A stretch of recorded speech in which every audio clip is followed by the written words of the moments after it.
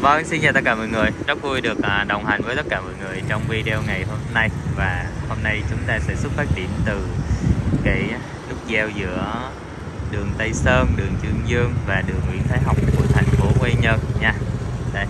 Thì chủ đề hôm nay chúng ta sẽ cùng bàn luận đó về cái việc là sử dụng xe tiến dụng nha. Đấy. Thì nó xuất phát điểm từ cái việc là khi có một cái khoản vay bên VPBank đấy, thì nhân viên ngân hàng bên đấy thì cứ hay gọi Thi để mở thẻ tín dụng đó. Thì trước thì mình cũng không có quan tâm đến cái việc này lắm, tuy nhiên thì khi mà được chào mời nhiều á thì mình cũng sẽ tìm hiểu được và mình nhận ra rằng là cái thẻ tín dụng nó có một số cái đặc điểm nó rất là hay. Ví dụ như bạn có thể là chi tiêu trước trả tiền sau trong một cái khoảng thời gian nhất định và không phải trả lãi. Thứ hai, bạn được các cái chương trình ưu đãi khá là thú vị và hấp dẫn. Thứ ba thì bạn có thực hiện trả góp trên đó.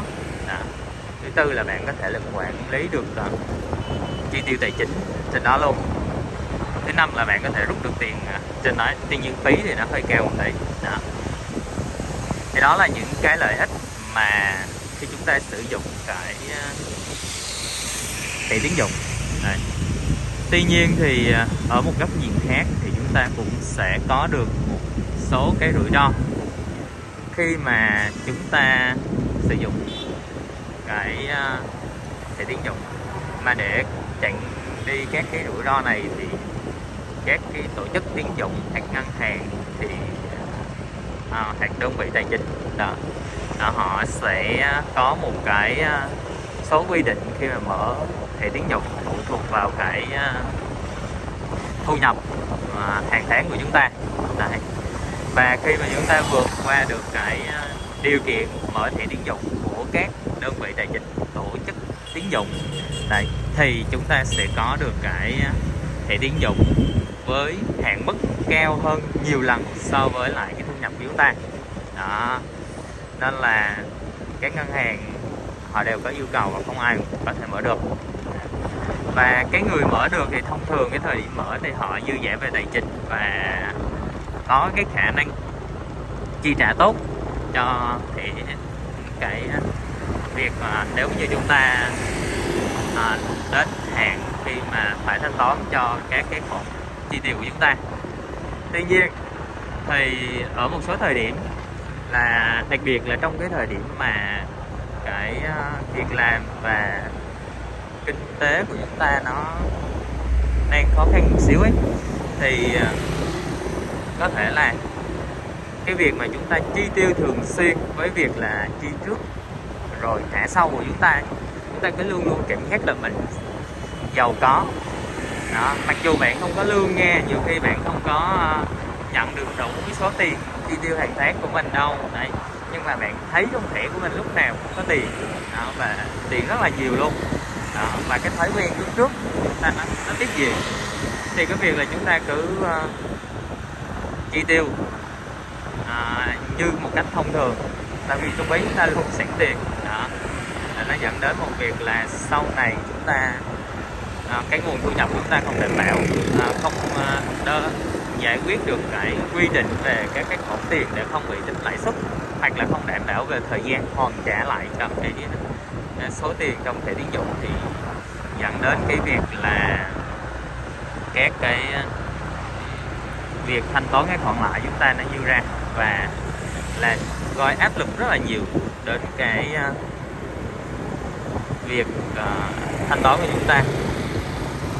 Thì để có một cái ví dụ cho mọi người dễ hiểu như thế này, thì bạn có thể là khi mà mình sử dụng thẻ tín dụng ấy, thì thông thường những người mà quẹt thẻ như thế này họ không sử dụng một thẻ đâu đó, họ sử dụng nhiều thẻ.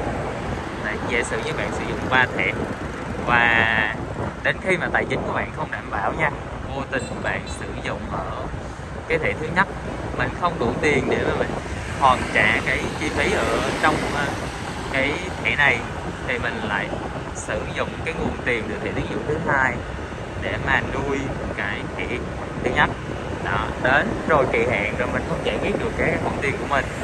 Đấy, thì mình lại tiếp tục sử dụng cái thẻ thứ ba để xử lý các cái vấn đề của thẻ thứ hai. Đấy, đây là mình nói theo cái tư duy nha mọi người. Khi mà bạn không đủ, bạn có cái thói quen chi tiêu bạn thì tín dụng mà thu nhập của bạn không đủ thì nó sẽ diễn ra như vậy. Còn tất nhiên nếu mà bạn quản trị tốt thì bạn sẽ không gặp cái vấn đề này đâu. Nếu như bạn xem video này, bạn hình dung ra được cái việc là chúng ta phải liên tiếp trả nợ và cái nguy cơ chúng ta phải trả cái lãi suất vay khi quá hạn, lãi suất cho khoản tiền chúng ta chi tiêu thẻ tín dụng khi quá hạn cái thời gian quy định của các tổ chức là như thế nào thì chúng ta sẽ tránh được cái nguy cơ này. Đó. Nên mình mới nói là vì sao là cái thẻ tín dụng nó là con dao hai lưỡi. Đó.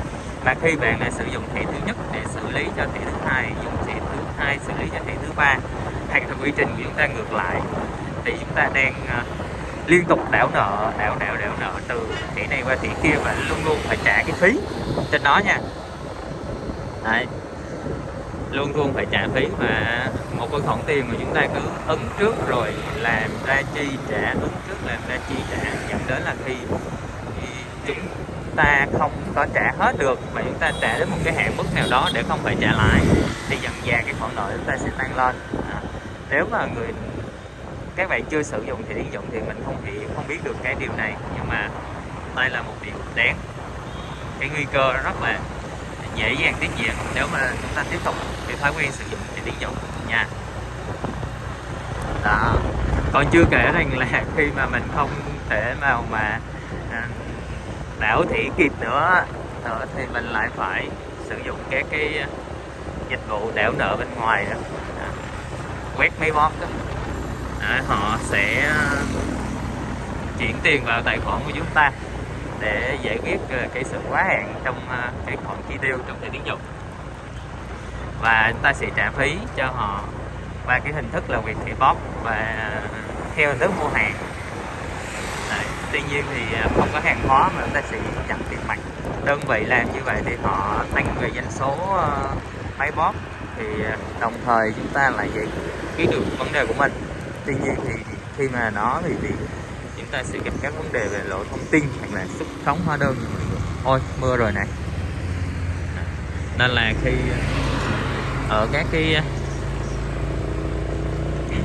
rủi ro như vậy thì tôi vẫn không khuyến khích mọi người sử dụng thẻ tín dụng nếu như không cần thiết. Còn nếu như mà đã sử dụng thẻ tín dụng thì phải hiểu được cái bản chất của thẻ tín dụng và cái công dụng của nó để sử dụng một cách là hữu hiệu và mang lại cái lợi ích, chứ không phải là mang lại cái nguy cơ nha.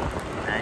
Không thể phủ nhận được những cái lợi ích, tuy nhiên những cái rủi ro và cái thói quen của thẻ tín dụng tác động đến cuộc sống của chúng ta từ một cách vô hình có thể